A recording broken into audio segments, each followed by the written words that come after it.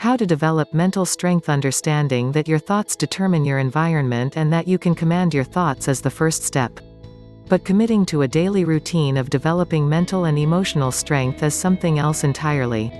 It takes discipline, character, and patience.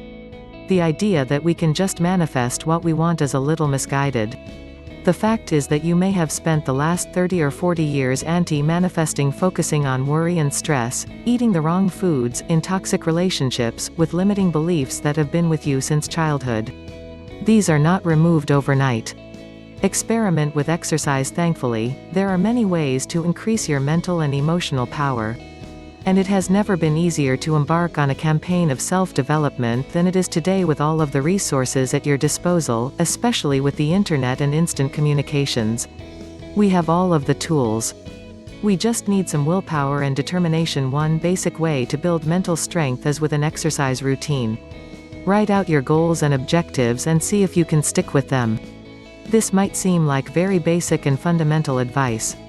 Experiment with diet. Diet is another place to start developing mental strength. I think we all understand that we will function better without caffeine, sugar, ice cream, and other processed products. Try and see if you can go on a certain diet for a week. And when you don't stick to it, try and examine why this is the case. You will begin to realize how affected you are by the environment, how just being in a shop or entering a restaurant caused you to act instinctively and buy an item that you knew was unhealthy.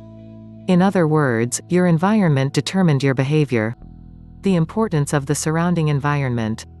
For mental strength, try to manipulate the environment first. Manipulating the environment for mental strength will mean that you make use of the concept of minimalism as much as possible.